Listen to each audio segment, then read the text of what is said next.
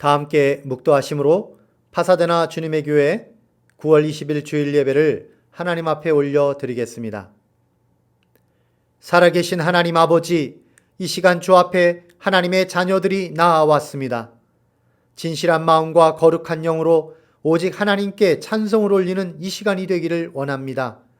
마음 깊은 곳에서 우러나오는 참된 사랑과 소망을 가지고 주 앞에 기도를 올리기 원합니다. 세상으로만 달려가던 발걸음을 회개하여 주 앞에 머무르게 하시고 주님의 말씀 앞에 순종하는 저희들이 되게 하소서.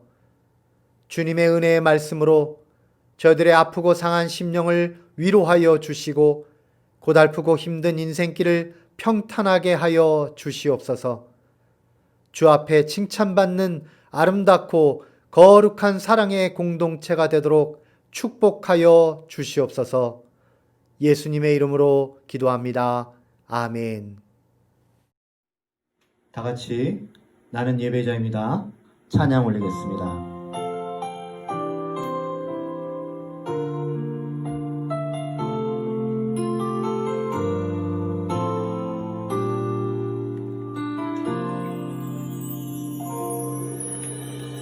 나는 하나님을 예배하는 예배자입니다.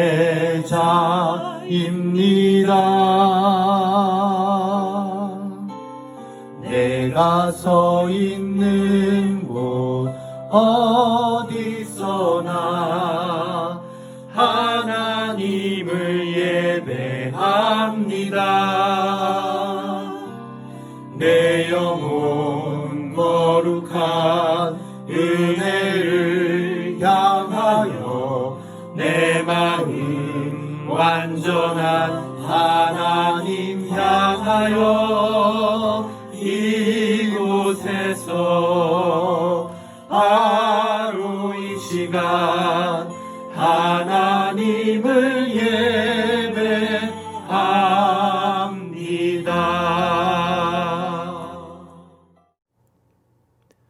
교동문 1번 시편 1편을 저와 여러분이 한 목소리로 봉독하여 올리겠습니다.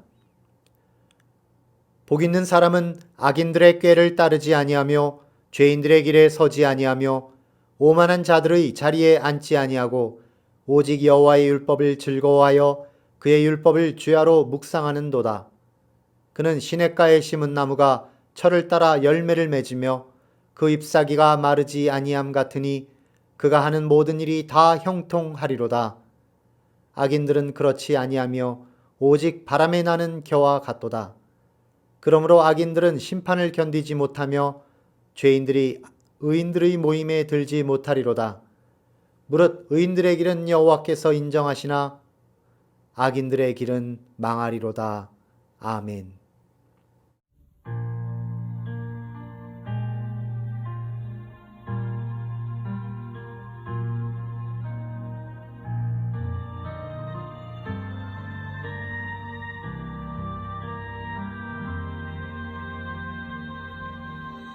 감사해요.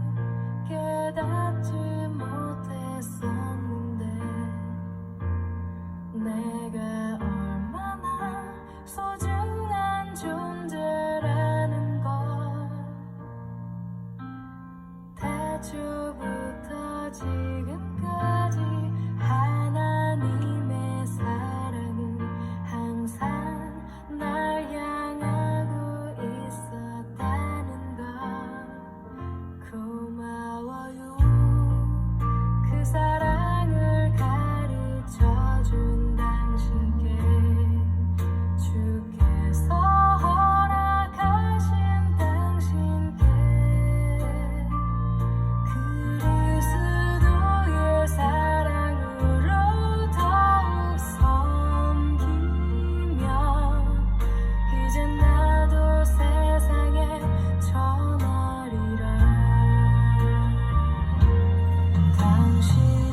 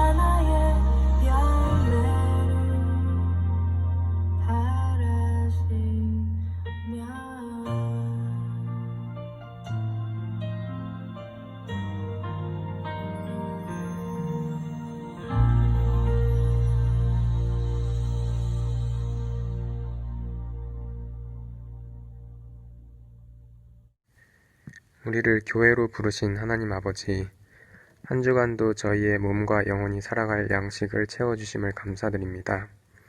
하늘에서 내리는 만나처럼 전적인 하나님의 은혜로 저희가 생명을 얻습니다. 그러나 내일은 만나가 그치지 않을까 두려운 마음에 인간적인 방법으로 안전을 추구하기 쉬운 인생입니다. 내일이면 썩어버릴 만나를 남들보다 많이 모으기 위해 허비하는 인생이 아니라 하나님이 기뻐하시는 뜻을 따라 사는 인생이 되게 하옵소서. 코로나와 자연재해로 인해 앞날을 더더욱 알 수 없게 되는 이때에 모든 것이 하나님의 주관임을 인정하고 하나님을 더욱 가까이 하는 것이 옳은 길인 줄을 압니다. 올 한 해 교회의 목표인 매일 큐티 생활이야말로 하나님과 함께하는 가장 행복한 길임을 느낍니다. 조금씩 느슨해져가는 마음을 이 시간 다잡게 하여 주시고 아직 서툰 저희들이 서로 격려를 통해 함께 하나님께 나아가는 주님의 교회가 되도록 도와주시옵소서. 오늘의 예배와 찬송을 전심으로 하나님께 드립니다. 가득한 하나님의 은혜를 목사님 설교를 통해서 깨닫도록 지혜를 주옵소서. 또 이를 형제 자매들과 함께 나눌 수 있는 사랑을 주옵소서. 예수님 이름으로 기도드렸습니다. 오늘 함께 보시는 하나님 말씀은 요한복음 19장 17에서 30절의 말씀입니다. 복음은 생명이다. 71번째 시간으로 제목은 다 이루었다. It is finished 입니다. 17절부터 함께 읽겠습니다. 그들이 예수를 맡음에 예수께서 자기의 십자가를 지시고 해골, 히브리 말로 골고다이라 하는 곳에 나가시니 그들이 거기서 예수를 십자가에 못 박을새 다른 두 사람도 그와 함께 좌우편에 못 박으니 예수는 가운데에 있더라. 빌라도가 패를 써서 십자가 위에 붙이니 나사렛 예수 유대인의 왕이라 기록되었더라. 예수께서 못 박히신 곳이 성에서 가까운 고로 많은 유대인이 이 패를 읽는데 히브리와 로마와 헬라말로 기록되었더라. 유대인의 대제사장들이 빌라도에게 이르되 유대인의 왕이라 쓰지 말고 자칭 유대인의 왕이라 쓰라 하니 빌라도가 대답하되 내가 쓸 것을 썼다 하니라. 군인들이 예수를 십자가에 못 박고 그의 옷을 취하여 네 깃에 나눠 각각 한 깃씩 얻고 속옷도 취하니 이 속옷은 호지 아니하고 위에서부터 통으로 짠 것이라. 군인들이 서로 말하되 이것을 찢지 말고 누가 얻나 제비 뽑자 하니 이는 성경에 그들이 내 옷을 나누고 내 옷을 제비 뽑나이다 한 것을 응하게 하려 함이로라. 군인들은 이런 일을 하고 예수의 십자가 곁에는 그 어머니와 이모와 글로바의 아내 마리아와 막달라 마리아가 섰는지라.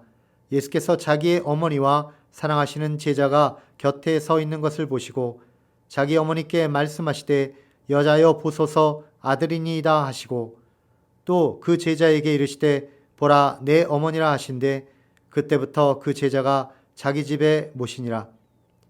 그 후에 예수께서 모든 일이 이미 이루어진 줄 아시고 성경을 응하게 하려 하사 이르시되 내가 목마르다 하시니 거기 신 포도주가 가득히 담긴 그릇이 있는지라.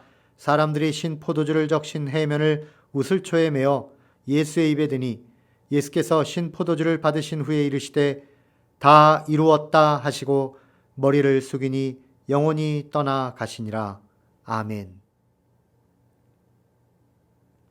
할렐루야. 사랑하는 성도 여러분, 오늘도 하나님 주시는 말씀 속에서 용기와 지혜를 얻으시길 바라고 또 이 어려운 시대를 살아갈 수 있는 이겨나갈 수 있는 힘을 얻으시길 바랍니다. 오늘 말씀의 제목은 다 이루었다. It is finished. 이런 제목으로 말씀을 나누겠습니다. 어떤 사람이 아침에 일찍 일어나서 토스트를 구워서 아침을 먹으면서 신문을 읽다가 거기서 황당한 일을 겪었습니다. 그는 그 신문에서 자기 자신의 부고 소식, obituary, 자기가 사망했다는 기사를 신문에서 읽게 된 것입니다. 물론 이 신문의 기사는 잘못 인쇄된 것이었습니다.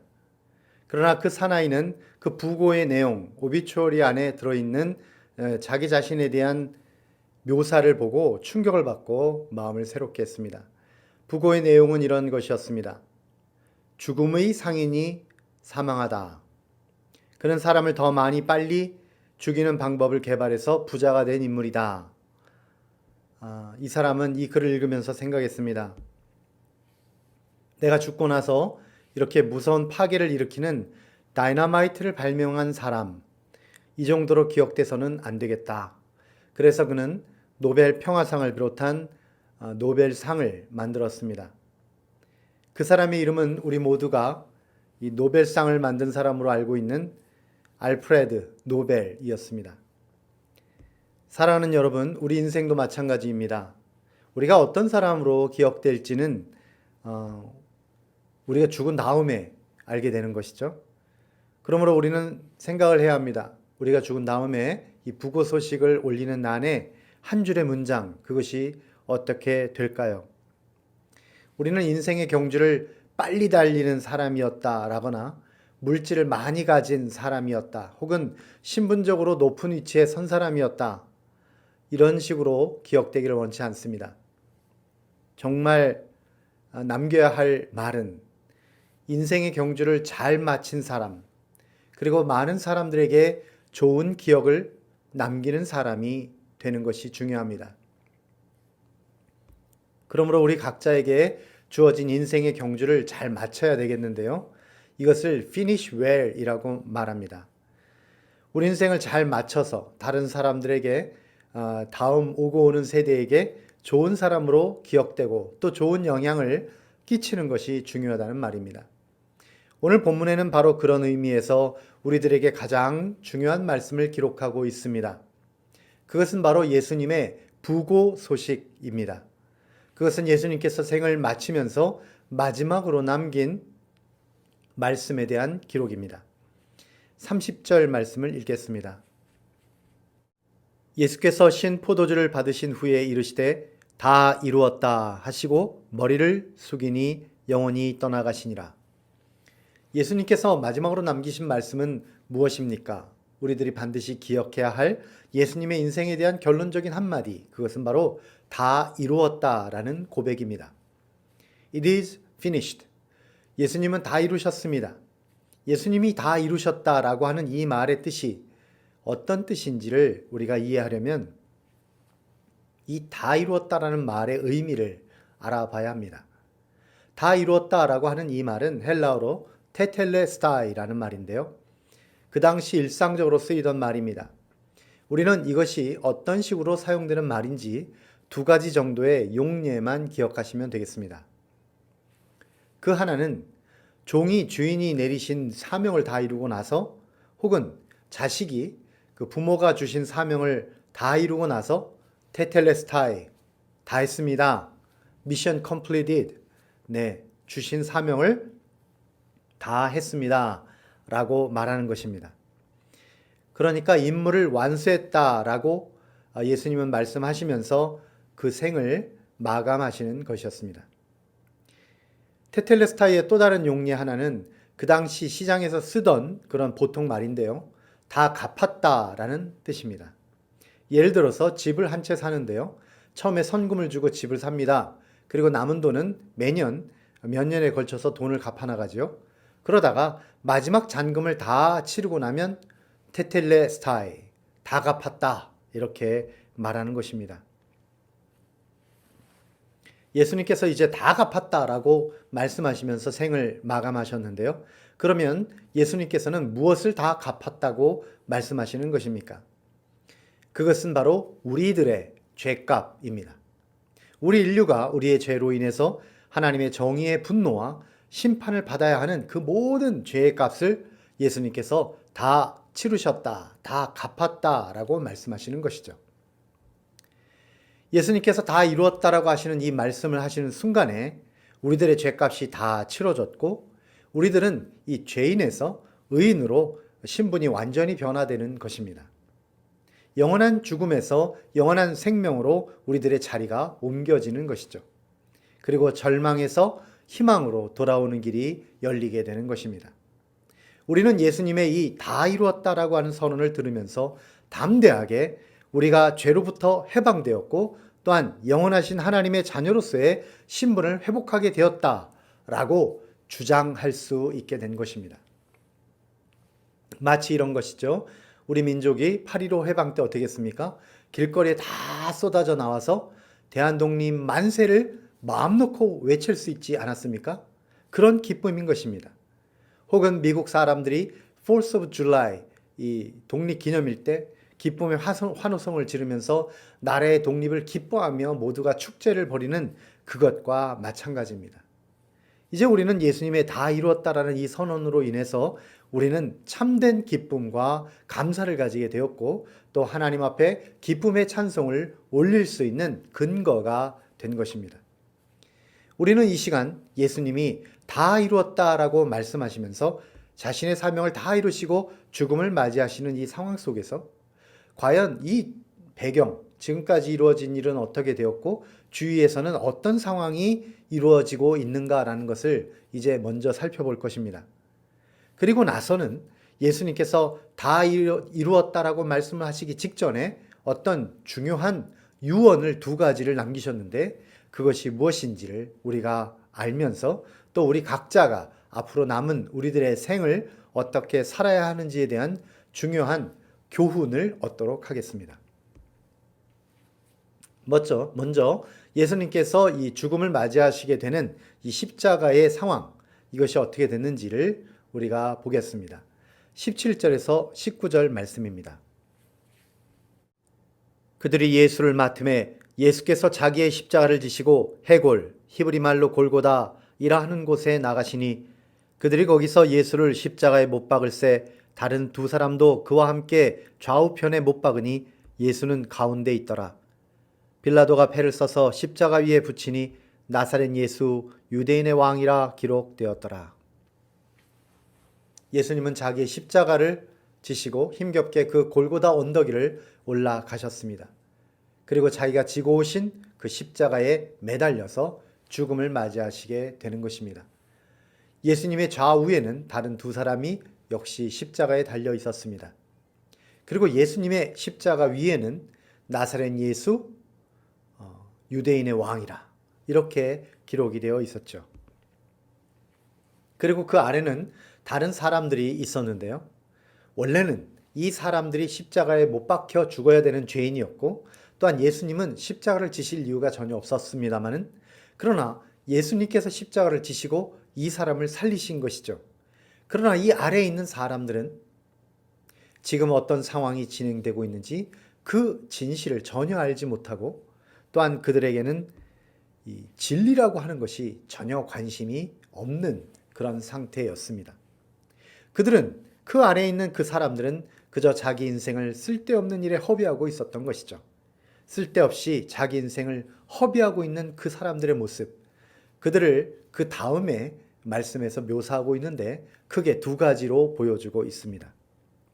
첫 번째는 정치적 우위를 차지하려는 헛된 몸부림을 펼치는 사람들입니다.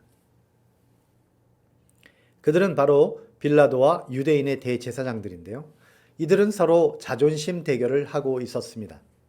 그리고 정치적 우위를 차지하려는 그런 일에 헛되이 자기 정력을 낭비하고 있는 것이죠. 그들이 싸우고 있는 주제는 무엇이었습니까? 그것은 바로 예수님이 십자가 위에 걸려 있었던 유대인의 왕이라고 하는 이 문구였습니다. 이 문구를 어떻게 쓰느냐를 가지고 그들은 논쟁을 했던 것입니다. 20절에서 21절 말씀을 보겠습니다. 예수께서 못 박히신 곳이 이 성에서 가까운 거로 많은 유대인이 이 패를 읽는데 히브리와 로마와 헬라말로 기록되었더라. 유대인의 대제사장들이 빌라도에게 이르되 유대인의 왕이라 쓰지 말고 자칭 유대인의 왕이라 쓰라 하니 빌라도가 대답하되 내가 쓸 것을 썼다 하니라. 예수님께서 유대인의 왕이라고 이렇게 쓰여져 있는 이 패는 히브리말, 로마말, 그리고 헬라말로 써 있었습니다. 이것은 이 글을 읽는 사람 누구나 다 그 글을 이해할 수 있게 하기 위한 것이었습니다. 이 3가지 말이 그 일대에 있는 모든 사람들이 통용하고 있는 말이었던 것이죠. 빌라도와 대제사장들은 예수를 죽이는 일에는 서로 합의를 했지만 왜 이 예수를 죽여야 하는가 라고 하는 그 이유를 밝히는 일에 대해서는 서로 정치적인 입장이 달랐던 것입니다. 유대인들에게는 예수를 이 유대인의 왕이다 라고 쓴다는 것은 자신들의 왕국이 로마 제국에 대항을 했다는 의미가 되는 것이고, 혹은 자기 자신들이 자기들의 왕을 이렇게 죽이고 배반하는 일을 했다, 자신들이 반역자다라는 그런 의미가 실리게 되는 것이죠. 그래서 정치적으로 보면 자신들에게 큰 피해가 있을 것이라고 생각이 될 것입니다. 그래서 그렇게 쓰지 말고 자칭 유대인의 왕이라고 쓰라고 이렇게 주장한 것이죠. 한편 빌라도의 입장에서는 이들 대제사장들이 예수를 십자가에 못 박기 위해서 어떻게 했습니까? 빌라도 자신의 정치적인 약점을 이용을 했던 것이죠. 그래서 기분이 몹시 상해 있었습니다. 유대인 대제사장들이 빌라도를 어떻게 위협했습니까? 만약에 빌라도가 예수를 살리려고 한다면 자기들이 가서 로마 황제 시저에게 가서 일러 바쳐가지고 빌라도는 가이사의 시저의 충성스러운 신하가 아닙니다 라고 그렇게 고발하겠다라고 위협을 했던 것입니다. 그래서 빌라도는 예수를 확실한 유대인의 왕이다 라고 기록을 해 놓음으로써 유대인들의 길을 팍 꺾어 놓으려고 했던 것이죠. 이것이 바로 정치적인 논쟁입니다. 한 나라의 지도자들이라면 모든 국민이 잘 살 수 있는 길을 찾아가야 되고, 또 바르고 정의로운 시민사회가 되도록 고민해야 되고, 이것을 위해서 서로 협력해야 하는 것입니다. 반대로 정치 지도자들이 만약에 자기 자존심 내세우고 자기 정당의 이익만을 위해서 논쟁을 한다, 그러면 무엇이 됩니까? 그 자리에 헛되이 있는 것이 되는 것이죠. 헛된 몸부림이 되는 것입니다. 하나님이 우리에게 주신 존귀한 인생을 낭비하는 것이요, 자신이 처해 있는 그 소중한 위치를 그냥 헛되이 버려버리게 되는 것입니다. 그런데 안타깝게도 수많은 사람들이 이렇게 자기가 어떤 위치를 차지하고 있던 정치적인 우위를 차지하려고 많은 사람들의 유익보다는 자기의 정치적인 입지를 세우려고 헛된 몸부림을 치며 소중한 시간을 낭비하고 있는 것입니다. 그 밑에 있는 사람들이 어떻게 또 자신들의 주어진 시간을 낭비하고 있습니까? 그것은 두 번째로 잠시의 쾌락을 얻기 위한 헛된 몸부림을 하는 사람들이 있었습니다. 23절, 24절을 읽겠습니다. 군인들이 예수를 십자가에 못 박고 그의 옷을 취하여 네 깃에 나눠 각각 한 깃씩 얻고 속옷도 취하니 이 속옷은 호지 아니하고 위에서부터 통으로 짠 것이라.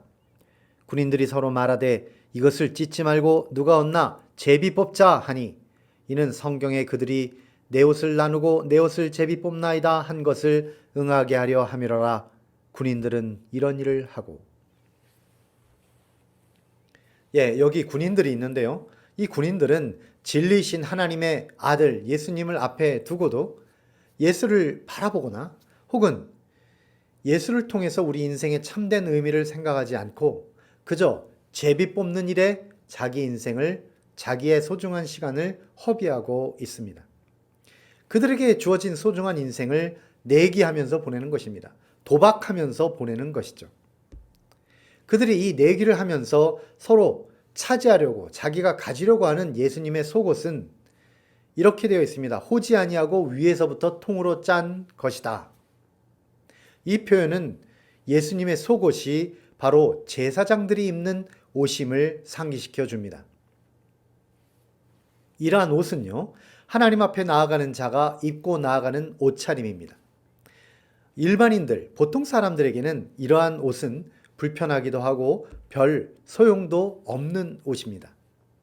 그런데 군인들은 그러한 제사장용 속옷을 가지고 도박을 하면서 거기 주저앉아 있는 것입니다. 군인들은 그들에게 주어진 소중한 시간, 한 인생의 죽음을 앞에 두고 우리 인생에 대해서 보다 깊이 묵상해야 할 그 시간에 예수님의 거룩한 옷을 두고 희롱하면서, 제비 뽑으면서, 도박하면서 그렇게 헛되이 시간을 죽이고 있는 것이죠.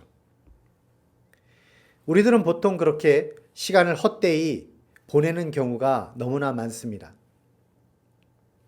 사실 우리에게 주어진 시간은 하나님께서 우리에게 주신 소중한 선물입니다. 그리고 그 기간도 사실은 그렇게 길지 않습니다. 한 80년에서 요새는 더 길게 산다고 해도 100년 정도라고 하는데 100년이라고 해도 긴 시간은 아닌 것입니다. 어떤 사람이 그 시간을 가지고 사람이 가진 시간을 가지고 계산을 했습니다. 그래서 하루 중 우리가 보내는 시간을 잘게 잘라서 그것을 인생이 80년이다라고 생각하고 그 80년에다가 대응을 해가지고 과연 그 인생의 어떤 일이 우리가 어떤 일을 하는데 얼마나 시간을 소비하고 있는가라고 계산을 한 것입니다. 그리고 도표를 만들었어요. 그랬더니 평생 기간 중 가장 소비를 많이 하는 시간 1위가 바로 일하는 시간이다. 이렇게 나왔습니다. 26년을 소비하게 되어 있습니다. 그리고 2위는요, 잠자는 시간인데 여기에 25년이나 사용을 합니다. 그리고 3위는 TV 보는 시간. 오늘날로 치면 TV보다는 스마트폰을 더 많이 보게 되죠. 이거 보는 시간에 10년을 사용한다고 합니다. 심지어는 화내는 시간으로도 2년이나 허비하고 있습니다. 그럼 생각해 봅시다. 우리 인생이 80이라면 그 가운데에 우리를 지으신, 우리에게 시간을 주신 하나님 아버지께서 보시기에 좋은 시간은 과연 몇 년 정도를 우리가 살았을까요? 물론 그 도표 내에는 그러한 기록이 나와 있지 않습니다만, 사랑하는 여러분, 우리가 창조주 하나님을 위해서 몇 년의 시간을 쓰고 있는가 생각해 보아야 합니다. 안타깝게도 우리가 헛되고 얄팍한 잠시의 쾌락을 위해서 쓸데없이 죽이는 시간들, 그것들과 비교해 보아도 우리가 보낸 이 거룩하고 의미 있는 시간은 그리 길지 않다는 것을 우리가 깨닫게 되는 것입니다. 참으로 안타깝고 또 하나님 앞에 죄송합니다. 그러므로 하나님께서 우리에게 주신 이 소중한 시간, 인생을 어떻게 살아야 할지 우리가 이 시간을 통해서 곰곰이 묵상을 해보아야 할 것입니다.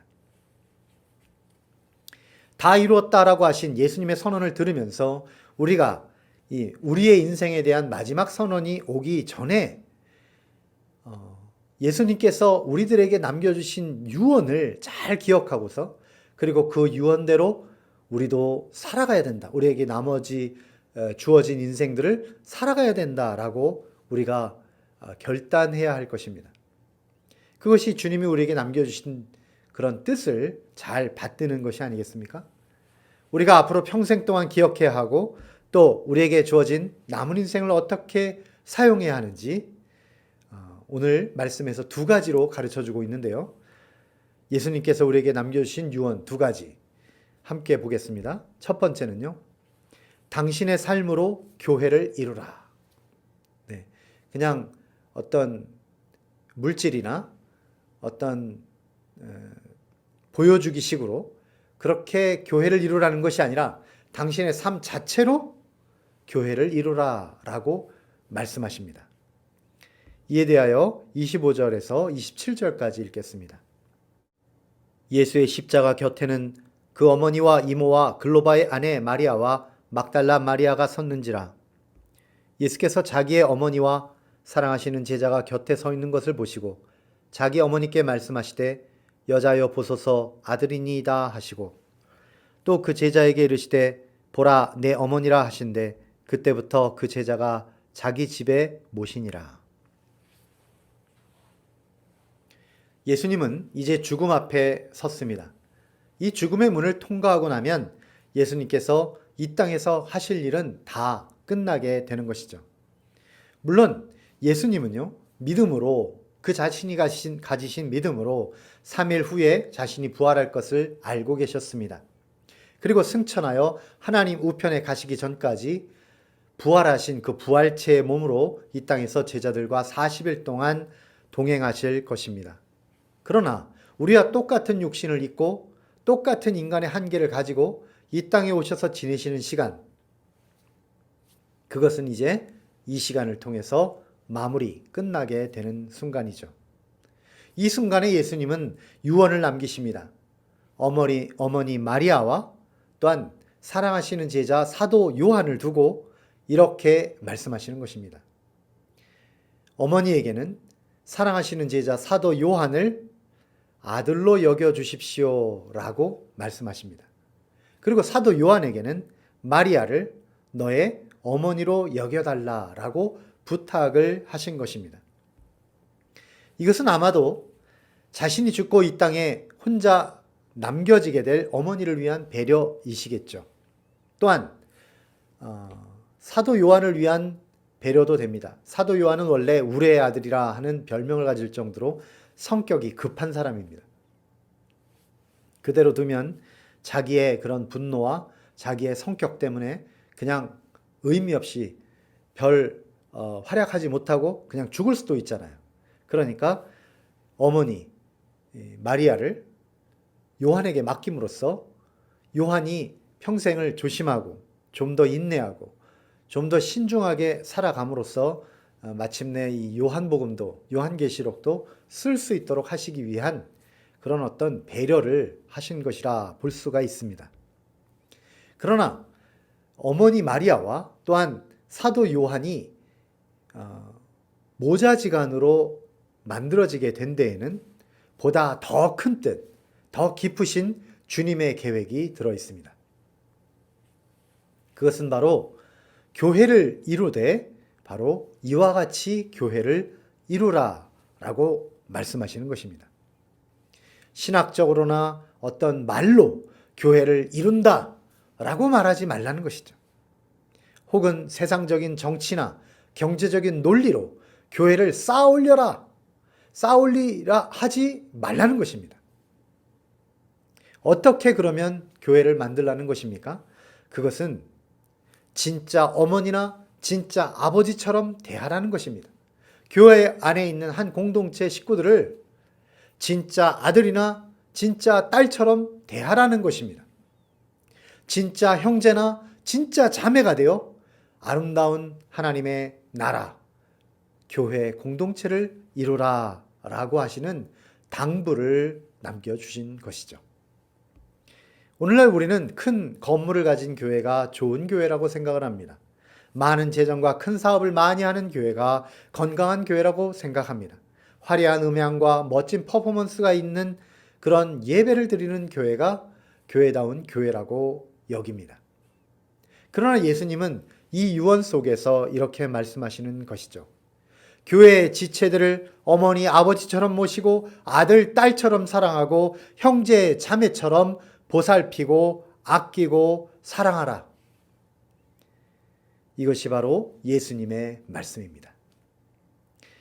왜 그렇습니까? 왜 우리는 그렇게 교회를 이루어야 합니까? 교회는 주 예수님께서 당신의 흘리신 피로 값주고 사신 하나님 나라의 자녀된 자들의 가족 공동체이기 때문인 것이죠. 예수님의 마지막 유언과 같은 말씀은 이와 같이 첫째로 당신의 삶으로 교회를 이루라 라고 하는 것이라면 두 번째는 이것입니다. 마지막 순간까지 말씀에 순종하라 라는 것입니다. 28절을 읽습니다. 그 후에 예수께서 모든 일이 이미 이루어진 줄 아시고 성경을 응하게 하려 하사 이르시되 내가 목마르다 하시니. 예수님께서는 하나님 아버지께서 주신 모든 사명을 다 이루셨습니다. 그리스도에 대하여 예언된 말씀을 그의 삶과 죽음을 통해서 다 이루신 것이죠. 모든 일이 다 이루어졌습니다. 그리고 이제 마지막으로 남은 것이 무엇입니까? 바로 아버지께서 주신 잔을 받는 것입니다. 그래서 예수님은 내가 목마르다 라고 말씀하셨습니다. 이것은 바로 죽음의 잔, 희생의 잔, 하나님의 심판대 앞에 자신을 내려놓는 항복의 잔이 되는 것이죠. 바로 이것을 마지막으로 예수님은 성경을 완전히 이루려고 말씀하신 것이죠. 예수님께서 내가 목마르다, 이 말은 내가 이 마지막 잔을 받겠노라 라고 말씀하시는 것입니다. 예수님은 그의 모든 것을 다 바쳐서 하나님의 말씀을 이루어 내셨습니다. 우리는 크리스찬들입니다. 작은 예수라고도 불리는 예수님의 제자들입니다. 그러므로 이러한 주님의 본을 따라서 우리들도 그렇게 살아야 하는 것이죠. 우리가 비록 연약하고 우리가 비록 부족해도, 그래서 우리가 모든 것을 다 이루어낼 수는 없다고 하여도 우리가 하나님 앞에 순종하기를 결단하고 또 결단하며 그 말씀대로 따라가기를 계속해 가야 하는 것입니다. 우리는 그렇게 살아가는 존재입니다. 우리는 크리스찬들인 것이죠. 그런데 우리의 현실을 보면 어떻습니까? 우리는 가끔 가다가 혹은 이제 자주 그러는 사람도 있지만 자존심이나 정치적인 이익을 위해서 싸우는 저 빌라도나 혹은 유대인의 대제사장들과 같이 그렇게 살고 있을 때가 많습니다. 혹은 하나님 나라의 거룩한 문화와 하나님 나라의 그 일을 위해서 싸우지 못하고 오히려 하나님 나라에 대해서 수치를 주면서 잠시의 쾌락을 위해서 위험한 도박을 하는 저 로마 군인들처럼 그렇게 살고 있을 때는 없습니까? 세상이 점점 더 타락하고 하나님의 심판의 손길이 지금 가까이 오고 있어요. 그런데 나는 괜찮다, 나만 괜찮으면 된다 라면서 이 세상에 돌아가는 거에 대해서, 이 세상이 하나님을 떠나는 거에 대해서 그냥 나 몰라라 하고 뒷짐지는 그런 일은 없습니까?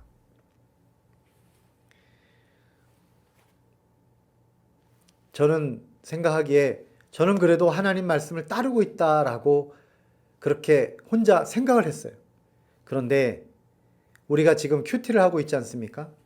그런데 그 큐티를 하면서 예레미야의 말씀을 보다가 제가 큰 충격을 받았습니다. 하나님께서 저에게 이렇게 말씀하셨어요. 지금 있는 자연재해, 이것은 결국 너 때문이다. 저 때문이라는 것을, 우리 크리스찬들 때문이라는 것을 알게 된 것입니다. 왜 그렇습니까? 세상 사람들이 세상적으로 살아가는 것은 당연한 거예요. 그 사람들은 세상적으로 살아갈 수밖에 없는 존재들입니다. 그러나 하나님의 사람이라고 하는 우리 크리스찬들이 만일 저 세상 사람들과 똑같이 살아간다면, 그리고 세상 사람들과 똑같이 살아갔기 때문에 오늘의 팬데믹과 홍수와 산불과 수많은 자연재해가 우리들에게 덮치고 있다는 사실을 보게 된 것입니다. 예레미야 32장에서 하나님께서 이스라엘 백성들에게 이렇게 말씀하셨어요. 이 성을 치는 갈대아인이 와서 이 성읍에 불을 놓을 거다. 이 성읍이 불날 것이다. 예루살렘이 불탈 것이다. 왜 그러냐? 이 성, 이곳에서 너희들이 바알에게 분향하며 다른 신들에게 전제를 드렸기 때문에 나를 경노하게 만들어서 그렇다. 하나님이 화가 나셨다는 거예요. 왜 화가 나셨습니까? 하나님의 백성이라고 자처하던 이스라엘 사람들이 자기 손으로 만든 것을 가지고 하나님 대신 자기 하나님을 삼아 버린 것이죠. 우상을 만들어 버린 것입니다. 우상이 무엇입니까? 자기 정욕을 따라서 자기 마음대로 살고자 하는 그런 정욕의 화신이에요. 하나님의 백성들이라고 하는 이스라엘 사람들이 자기의 정욕을 만족시키기 위해서 우상을 만들고, 그뿐만 아니라 몰렉이라고 하는 이방신 앞에서 자기 자녀를 바쳐버리기까지 했던 것입니다. 그러한 그들의 모습을 보면서 하나님께서 그 예루살렘을 불태우시는 모습을 보면서 우리가 살고 있는 이 도성 LA를 생각합니다. 우리가 살고 있는 이 LA 카운티 지역뿐만 아니라 미서부 지역에 지금 풍요로운 땅들이 계속해서 불타고 있습니다. 우리는 이렇게 생각했습니다. 나는 크리스찬이다. 우리는 크리스찬이다. 그렇게 여겼죠. 그러나 이곳에서 이루어지는 법과 문화는 타락해가고 하나님을 떠나고 온갖 음란하고 악한 것들이 자라고 있는데 우리는 여기에 대해서 아무런 선한 영향력을 끼치지 못하고 있었다는 것입니다. 오히려 우리가 그들을 따라가고 오히려 우리가 그들의 하는 모습에 대해서 그냥 잠자코 소리 없이 그들의 뒤를 밟고 있었을 뿐이었던 것이죠. 지금 제가 아침 저녁으로 산책을 하면서 길거리에 주차된 그런 길거리 위와 또한 주차된 자동차들을 보면은요, 그 위에 재가 불타고 남은 재들이 쭉 소복히 쌓여 있는 것을 보면서 생각을 합니다. 그냥 길 가기에 항상 마스크를 쓰고 다니라고 해서 그렇게 쓰고 다니고 있지만 어차피 코로나 때문이 아니라도 지금 이 불타는 재로 인해서 마스크를 쓰고 다녀야 되는 이런 고통스러운 상황 속에서 마음속에 이런 생각을 하게 되었습니다. 우리는 모두 이 죄를 뒤집어 쓰고 회개해야 하는구나. 다시는 이 세상의 음란한 문화를 쫓지 말아야 되겠구나. 자기만 사랑하고 돈만 사랑하는 이런 세상 사람들, 음란과 중독과 탐욕을 향해 달려가는 이 세상 사람들의 그 뒤를 쫓던 모든 발걸음을 다 멈춰야 되겠구나. 오직 하나님 사랑하고 하나님이 주신 언약만을 바라보며 살아야 되겠구나. 우리가 자기를 지켜 새 속에 물들지 아니하겠다라고 결단한 그 결단을 지켜야 되겠구나. 이웃을 향해서 넉넉히 은혜를 베풀고 선한 사랑의 행실을 나누어 주어야 하겠구나. 오고 오는 세대 가운데에 주의 복음, 하나님의 복음을 전하고 그들에게도 희망과 거룩한 비전을 가질 수 있도록 가르치고 또 가르쳐야 되겠구나. 이러한 마음, 이러한 결단, 이러한 싸움을 저뿐만 아니라 여러분도 함께 싸워 주시기를 바랍니다. 하나님께서 우리에게 주신 이 미션, 우리 비전, 이것을 이루기 위해서 우리는 함께 달려가야 할 것입니다. 우리에게 주어진 시간이 얼마 남지 않았습니다. 이 시간을 하나님 앞에 온전히 드리고 하나님이 기뻐하시는 그 일을 위해서 함께 달려가시고, 그리하여 그와 같이 하나님 앞에 선한 싸움을 다 싸우며 달려갔던 사도 바울도 있지 않습니까?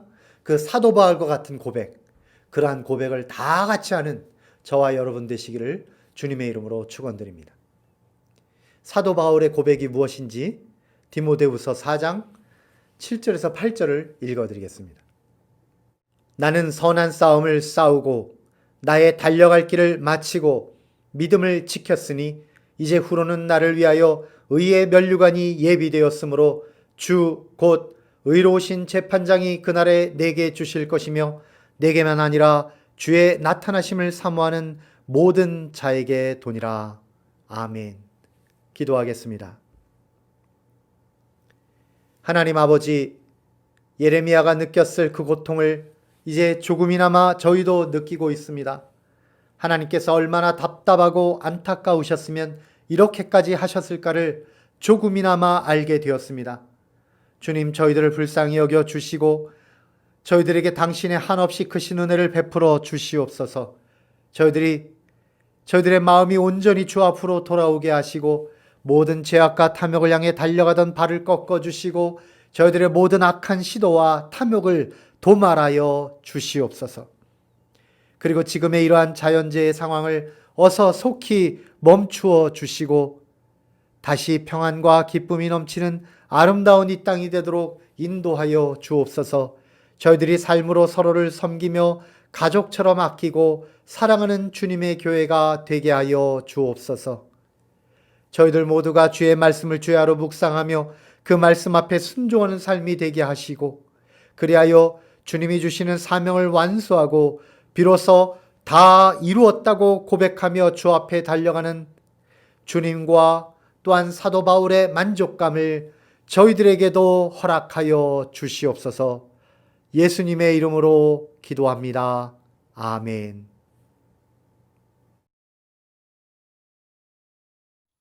다 같이 마지막 찬양 마라나타 하나님 앞에 올려드리겠습니다.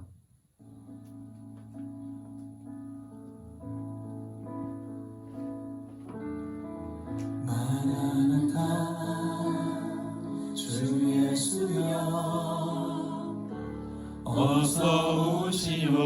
주옵소서.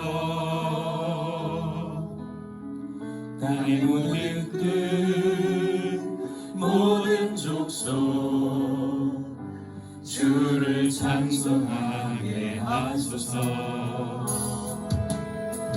마라나타 주 예수여 어서 오시옵소서. 모든 영광이 주께 돌아와 춤추며 경배하게 하소서. 우리 주님 다시 오실 길을 만들자. 십자가를 들고 땅끝까지 우린 가리라. 우리 주님 하늘 영광 온 땅 덮을 때 우린 땅끝에서 주를 맞으리. 마라나타 마라나타 아멘. 주 예수여 오시옵소서. 마라나타 마라나타 아멘. 주 예수여 오시옵소서. 이제 축도로서 모든 예배를 마치겠습니다. 이제는 우리 주 예수 그리스도의 은혜와 하나님 아버지의 사랑하심과 성령님의 내주 역사 동행하심이 진실로 다 이루었다라고 말씀하시며 십자가에서 생명을 내어놓으신 예수님의 그 길을 따라가기를 소망하는 사랑하는 주님에게 모든 성도들 머리 위에 이제로부터 영원토록 함께 없시기를 살아계신 예수님의 이름으로 간절히 축원하옵나이다. 아멘.